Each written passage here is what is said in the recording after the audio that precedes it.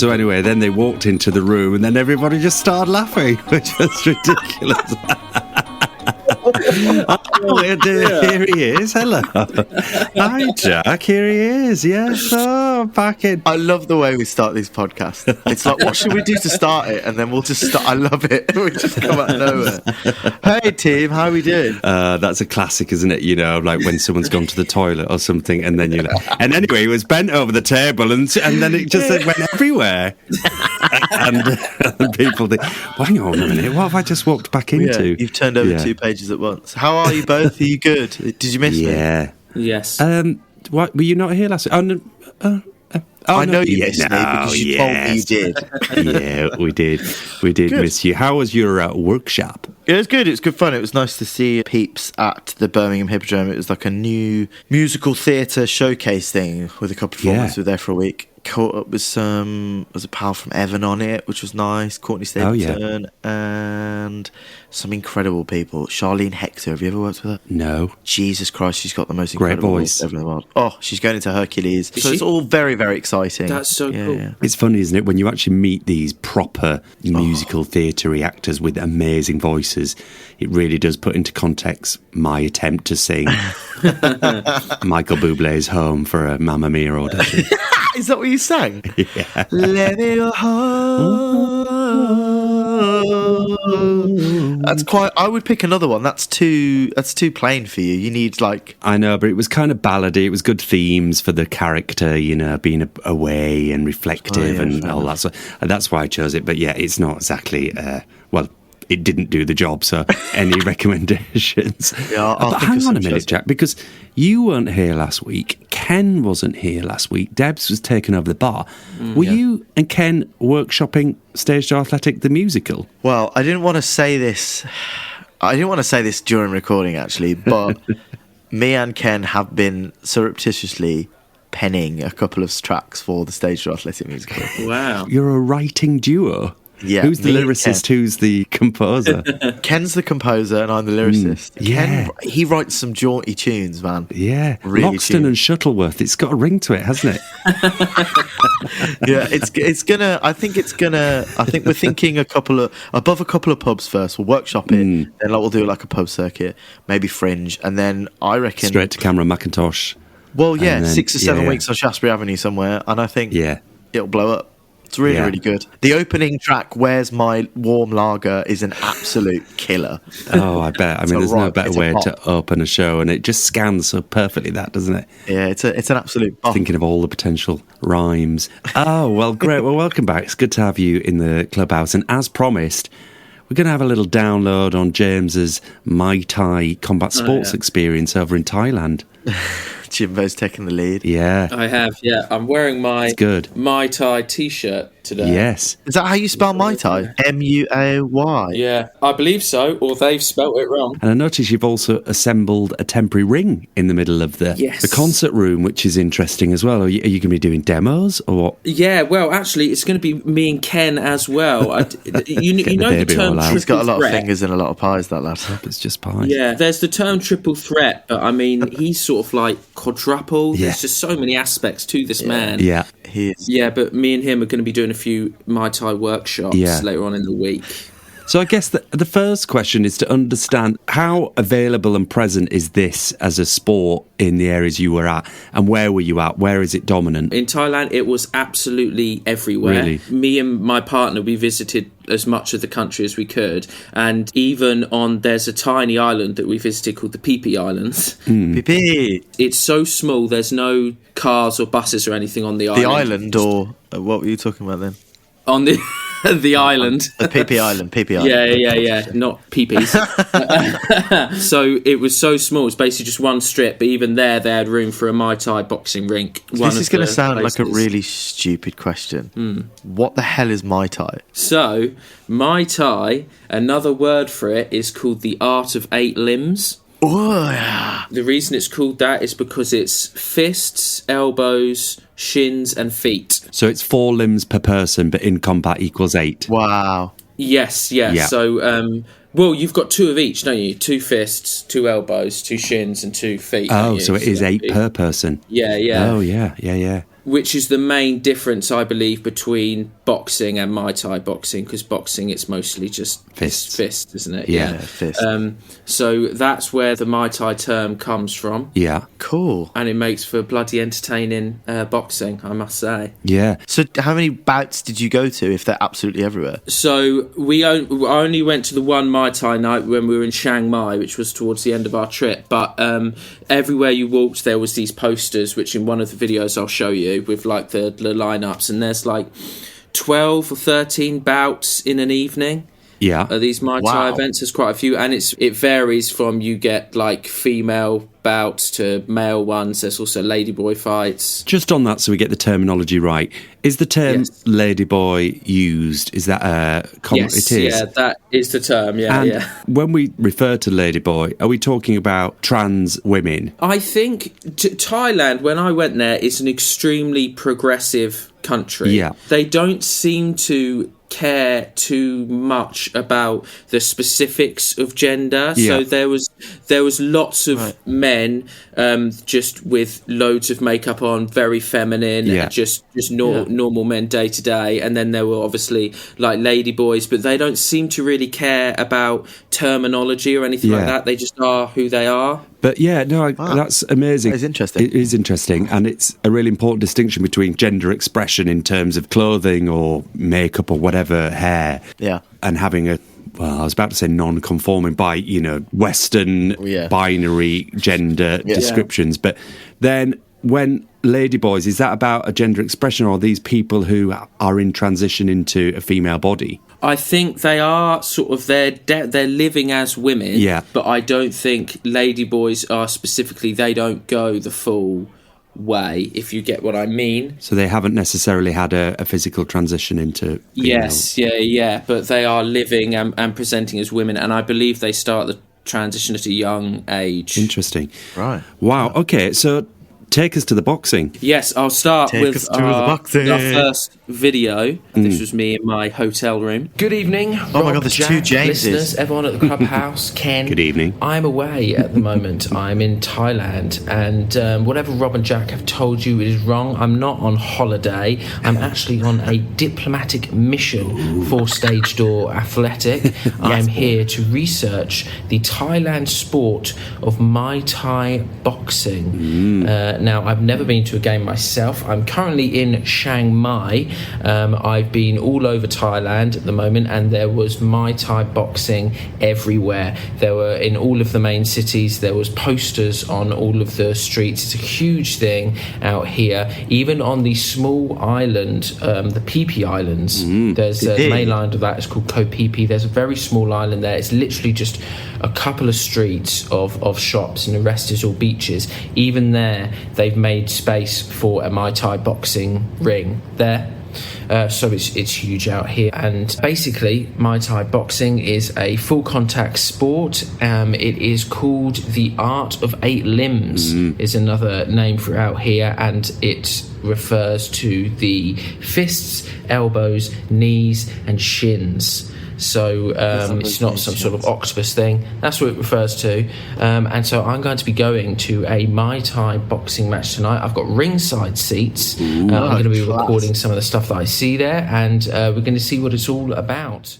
So the first observation is your shirt. Yeah, that shirt that's loud. You're in full holiday mode, aren't you? You really are wearing a classic Hawaiian-inspired shirt there in bright yellows and blacks. So great work. Not just a Hawaiian, it's a Joe Brown. So, yeah. That's the top-notch brand there for the Hawaiian shirts. What's very Joe good. Brown? Yeah, there's a Hawaiian shirt brand, and they're very, very good. Pucker Oh, stuff. sweet. You look popping. You look Thank you very like much. a man on holiday having a great time. Yes. Yeah, you do. Yeah. Thank you very much. So, the Muay Thai boxing is the national sport of Thailand. Oh, really? Another reason why it's so big, and it's very patriotic. Before the games, everyone stands up and does the whole national anthem. Ah, cool. Before the game and everything Could like you that. give us a rendition of that at all? I was going to say, can you? No, I can't. But T described it as it sounded like they're about to start the Hunger Games. Oh, really? To give you an idea of what that might sound like. Okay. So, yeah, very, very fascinating stuff. The next video that I'm going to show you is the posters that you see around the city to advertise the boxing. I managed to pick up this poster here, so you guys can see the stuff that is shown in the cities of Thailand. So you've got all of the boxers here. You may just notice that some of the boxers look very, very young. I don't know if they're teenagers or children or not. I'm going to find out when I go there, but... yeah, some of them do seem quite young to be punching and kicking the ever-loving fudge out of each other. But we're gonna find out what the case is there. There's a lot of people to support in this. I'm gonna be putting my hat in the ring with Fatmusa Sakpamuan. He's got rope around his head. Yeah. He looks like he means business. Yeah, he looks cool, man. He's got my money if it gets to betting. Very good. So there's loads. Yeah, so there was, about 15 people on that poster, so I guess previewing the bout. So I guess these are familiar names with people. I believe in the local areas they are, because it very much seems like a community event that you're in, which I'll get to in a bit later. But locally, I think they're known names. The pictures, I think they look younger in the pictures than they are, because when I got there, they definitely seemed above 18. It's like my spotlight picture. Yeah, they seemed above 18 when I got there, which is good. Yes. I didn't really want to watch children beating each other up. Yeah, that's probably a little inappropriate. Yes. Yeah. Well, just like most of my profile pictures, I think it's important to lure people into the arena before you show them the real you. I just take a picture in half darkness and then you're fine like I do. Yeah, very moody. Great. Yeah, very moody. Oh dear. Okay, so here's video number 3. So we're currently walking through Chiang Mai towards the Muay There's Thai tea boxing in the ring. background. As it turns out, the poster that I picked up was for a completely different Muay Thai boxing event at the for same fuck's sake. time in a completely different area of town. So there's fighting. So there's rival going events on all over the city. If you're not praying with the monks, you're praying for a beating. That's what I say. I said that once. It's a classic proverb from Thailand, isn't it? Yeah. Yeah. So hold on, Absolutely. they were both massive events happening on different parts of the city in different arenas. Yeah, it's that popular. They have events on in multiple places. And this is a Friday Night Live thing. What day of the week are we at here? And it's live. It was a Thursday or Friday, I believe. Yeah, So it's a weekend that's on. recreation, evening time, people heading out. Very good. Yeah, do you had a few beers prior absolutely. to this? Is there a sort of meet in the pub prior to the Muay Thai ring culture? Yeah, what's the routine? Well, I had a couple in the hotel, and then we headed out. But beer is so bloody cheap there. I mainly just sort of started buying more when I was at the boxing, because it was it's like a pound a beer, something like that. wow. Really, My really- God. So it's gone to the top of the charts in our world sport events beer pricing chart. Yeah. That's insane. Wow. How much would it have been at a Joshua fight at Wembley? Like Oh, 9, crazy. 10 quid. Yeah. Yeah. Last time I was at the O2, a rum and coke was £11. Oh, goodness. Oh, Jesus. Thatcher's Britain. What's going on here, lads? Bloody hell. Other ciders are available. Yeah. James, this is a slight segue. What did you have for your tea before you headed out here in Thailand? Oh, I had, let me try and remember. I believe me and T went to a restaurant and I had some pad thai, some shrimp pad thai. Great. I do need to question you on the food because that's probably the only reason I'd go to Thailand. I bet the food was incredible. The food was very, very good. One of my favourite things that they had out there was shrimp cakes, which were like these battered fish round cake. things. They looked like donuts, Yeah. but it was just like battered shrimp in them. Oh, yeah. It was absolutely gorgeous. Did you have a good chicken satay stick? Yep, nice chicken satays. Yeah, bloody love the lovely. peanut sauce. Did you eat any like insects or anything cool like that? I wanted to. On the first day we were in Bangkok, I said first day I got there, I said to T, I need to eat one of these insects on a stick, because in my family, they think I'm a picky eater. So I was like, if I can eat one of these, then they will never say Dispel that again. myth forever. Yeah. But you didn't, so you remain a picky eater. I didn't get a chance to, annoyingly. I think they look quite tasty on those like street food things. Like it's like a whole cricket on a stick or something. Really? Yeah. Yeah, it's cool. I'll try one of them. There were spiders as well. There was loads of different insects. Yeah, there was some carts where they just had sprung up a dead crocodile, just there, skinned and ready for you to just like take parts off, I suppose. Did you eat any crocodile? I did not eat any crocodile, no. Did you try the local McDonald's? I'm a bit obsessed with going to McDonald's in foreign countries. Me and T have a thing where we try the McDonald's in different countries. And what was on the menu? To be honest, even though it was the furthest country away I've been, it was the most similar McDonald's to here. That's globalisation. Did it taste the same for you? It tasted pretty similar, yeah. The worst place to have McDonald's, weirdly, is America. It's foul. Never had I agree with that. Absolutely foul in America. Anyway, enough of McDonald's. Take us to the Muay Thai. Digress. Let's get in the ring. Here is part 4. So, here is the correct poster for today's That shirt is so loud. You've got all of the people on here. One thing that is interesting is Muay Thai boxing is not mixed gender. It's girl be girl, boy be boy. Yeah, there is a lady boy that is going to be fighting this evening. So I'm extremely curious as to who she will be fighting. Was there a British person on that poster as well? Oh, yes, that's the thing. There are other nationalities, and it has the flags of where they're from. And I did see posters with Brits, Australians, and Irish. The Irish. They love a scrap. On there. Is there a kind of global tournament of Muay Thai? Is there a annual or biannual or? I would assume there is, but I mean, when all of these nights just seem to be just sort of like local skirmishes, no sort of like big upper league happening. Just like friendly bouts, but yeah, there was definitely representation from other countries. Friendly bouts. Well-mannered fighting. Yeah. To be fair, a lot of Muay Thai is about respect, which I'll go into later when we get to the ringside. There's a lot of manners and things that come along with it. Cool. Which is interesting. Let's get to part 5.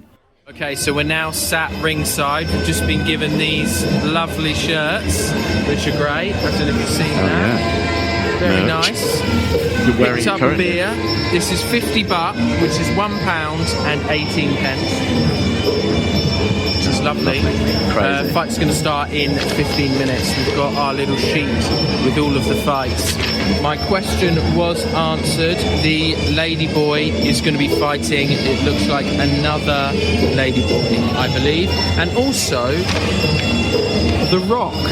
The Rock is going to be doing some Muay Thai this evening, so I'm very excited to see that. It's going to be good.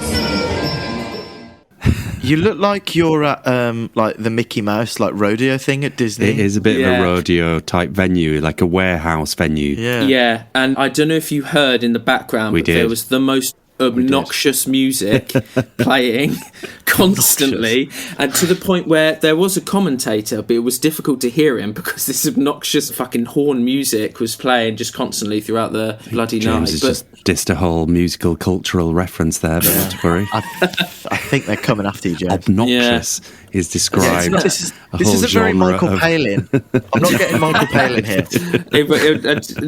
You should have been there, honestly. The commentator was an Italian man. Oh. He looked like he'd been there for years, and he was very engrossed. He was saying lots and lots of informative stuff. Was he melted or something? What the hell? What's wrong with him? He was very, very seasoned, very informative. There was an old Italian bloke there. Yeah, there was. Yeah. And I'm sure it was all good information, but like I said, I couldn't hear it because of the music. But he was an Italian man speaking English in Thailand, is that right? Correct. Yeah, yes. That's cool. Yeah, good. Yeah, multicultural. So you get there, and they would pay respects to the king before any of the fighting started. They do the national anthem. Everyone would rise, and why don't we do that at the football? Oh, thank God we don't. God, we hear that. Imagine if we did that. That'd be fucking awful. Can you imagine? So frustrating. You're West Bromwich Albion now. Salute to the king before the game starts. Come on.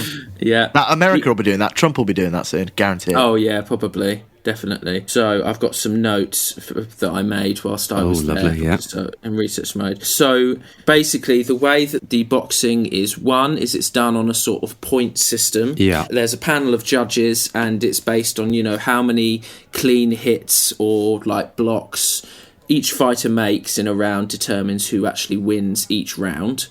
And there are 5 rounds in one set. The first round is sort of each fighter sort of feeling each other out, what each one's style is like. Yeah. And then the main action happens in rounds 2, 3 and 4. Right. That's when the dirty, gritty fighting happens. And then round 5 is they're winding down. If one fighter has been better than the other, he's sort of staying trying to back. consolidate the win.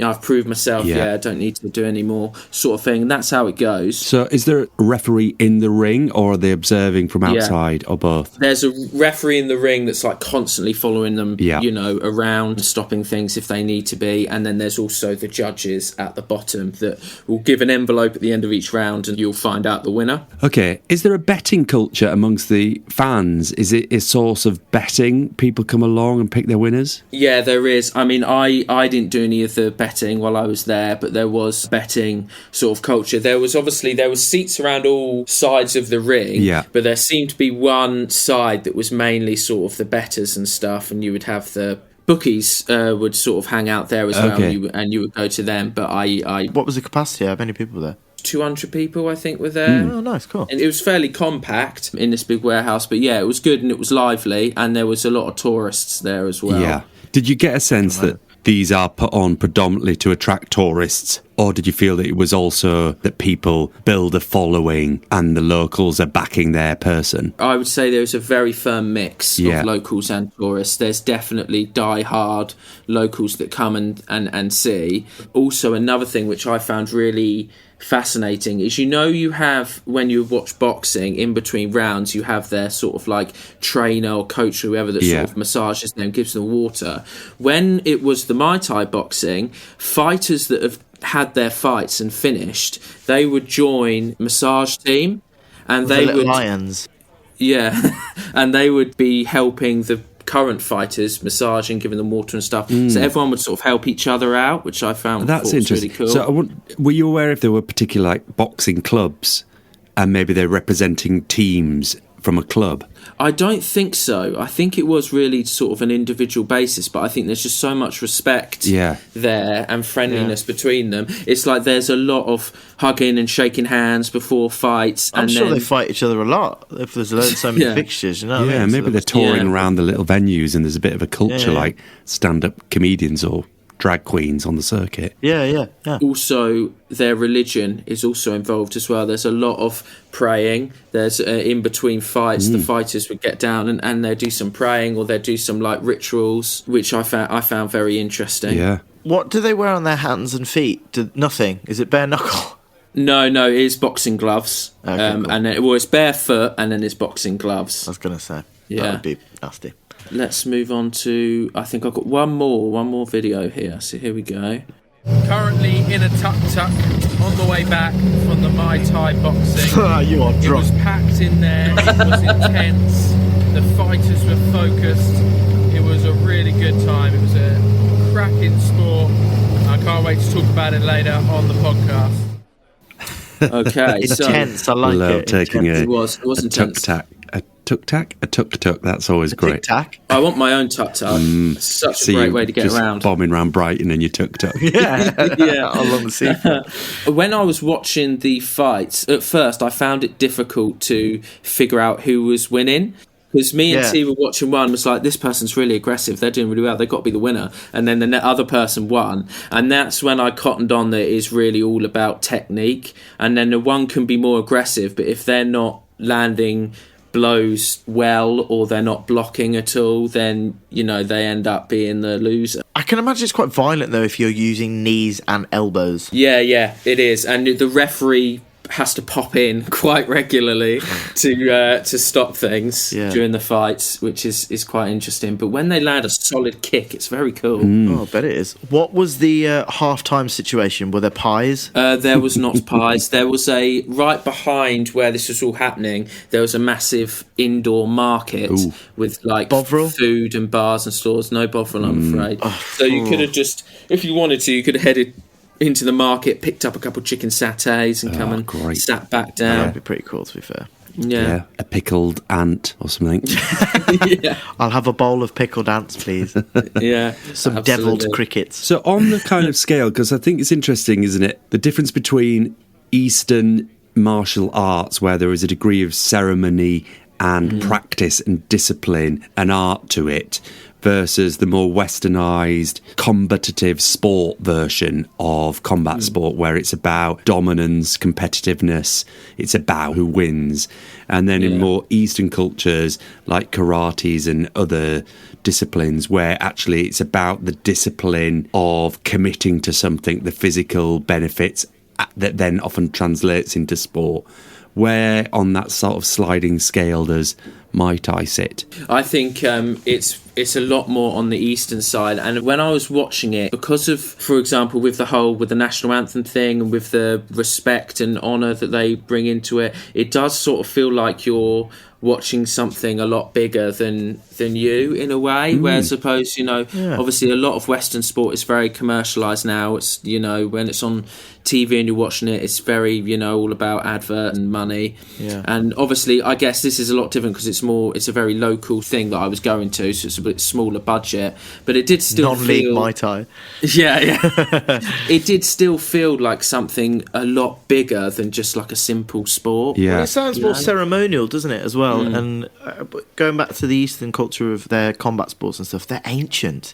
They've been going for years. They were used as ways of keeping fit years and thousands of years ago. So maybe the ceremonial stuff. Whereas boxing, and not to devalue what boxing is, Western boxing over here, it is just two big blokes going hell for leather at each other in it. Yeah. And I'm just looking up some of the moves, and as you said, it's the art of the 8 limbs. So I guess in more recognisable westernized boxing, which might be a lot of people's point of reference for watching this, you've got the whole range of punches, be they jabs and hooks and uppercuts and all the rest of it. They obviously play through, but then you've got, I'm just looking, things like the elbow slash, the horizontal elbow, the uppercut elbow, the spinning elbow. Then you've got all the kicking, the roundhouse kick, diagonal kick, axe kicks, jump kicks, step kicks. And then what's the other limb? The knee. So then you've got a knee slap, a knee bomb, the diagonal... This is like Tekken 3. The curving knee strike. So actually the range of movements and disciplines to master obviously is multiplied from the fist. And you've got a foot thrust, a slapping foot thrust. Ooh. Yeah. That's down up X square, isn't it, for that? Yeah, it definitely, you can tell it's a lot more of a skill, one that takes a lot more work and dedication, I think, to master. And because they were pulling off a lot of different moves in the ring, and it was very interesting to see. And some of them, like the roundhouse kick, when one of them executes it properly, it just gets a massive cheer from the crowd. Yeah, there must be favourite moves. Which do you think was the dominant limb used in the fights that you watched?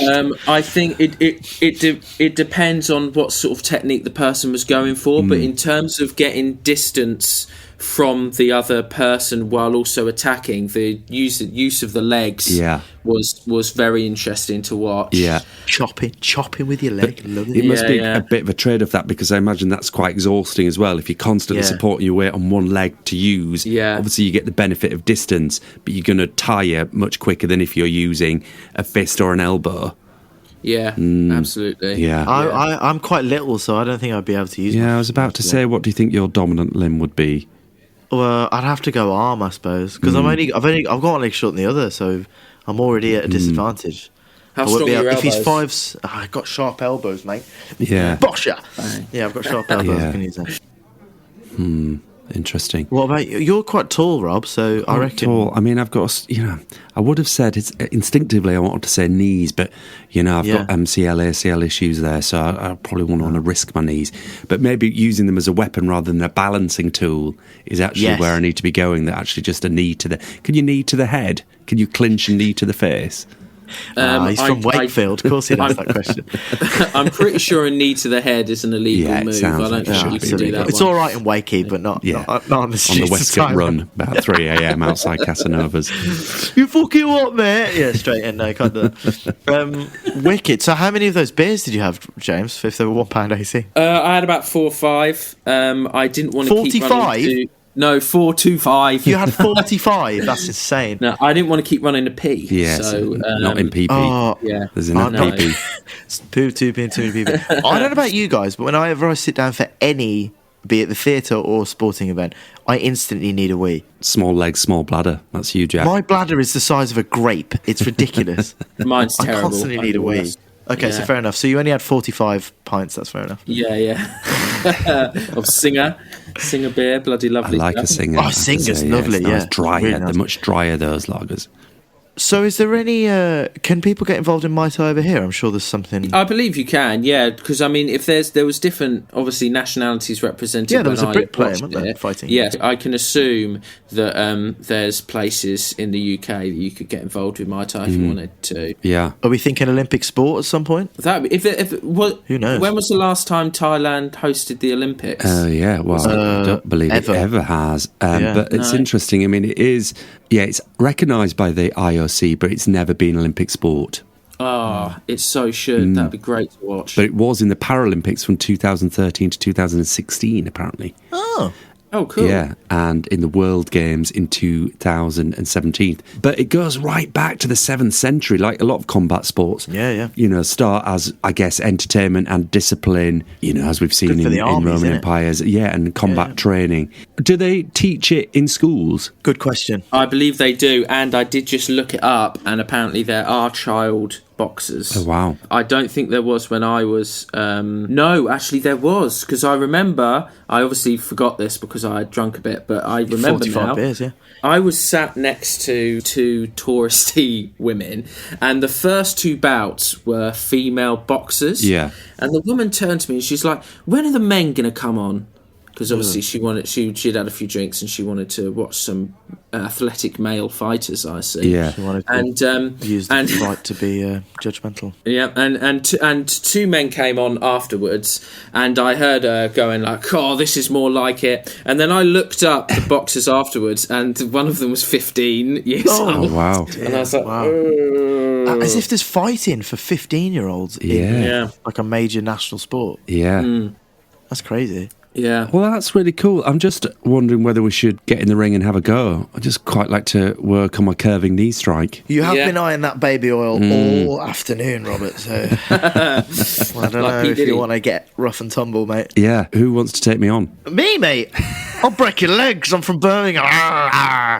I'll ref. I'm up for it. Well, I was about to say, Jen, I just wondered if you were inspired to either take it up, go further, or whether you'd consider yourself, because you did say last week you'd quite like to live in Thailand. Yeah, you did. I can see you either as a ring announcer or indeed as a referee. I would love to be a ring announcer. That'd be great. Me and that Italian man. It sounds like he's not long for this world, so maybe there's an opportunity. Yeah. Don't make me laugh. I've got a cold. That was funny. It wouldn't matter what I'd say because no one would be able to hear No, me. or you could develop a cold Italian accent. Yeah. Yeah. I'm not going to try it now. Best. Yeah, not best not to. All You'd right, be then, well, blacklisted for the casting directors. let's get the singers in, a chicken satay stick, and let's get in the ring. Why do you keep calling it a satay? It's a satay. Satay. Oh, is it? Yeah. satay, Some of yeah. your pronunciation really gets on my tits. Does actually. it? Yeah. I'm not There's even no joking. R You say master, but you're from Wakefield? Master. Master. Come on, Rob. Grass. I love you too much for you to sound silly. Come on, mate. Right, let's satay it. Let's satay our way over. And satay away. Away. Pass me the baby oil. Satay, you stay. No, James, I'm so glad you had a lovely time, and thank you so much for doing some Michael Palin-esque travel diaries for us. Yeah. That is Very good. okay. If you have another country and another sport you want me to go to, just Oh my pay God, for are you our ticket correspondent? And I'll go. That is Yeah. off. Yeah, that'd be great. And if you want to check out some of James' videos, we'll post them on the social media website. Social media website? What is that? Social media website. On the Instagram. On the I think we've all And had TikTok. 45 singers today. Jesus Yeah, I Christ. think so. And that Anyway, needs to thanks, go on Jimbo. to- We began with some singing, and we're about to end with a singer. Perfect. Like Muay Thai.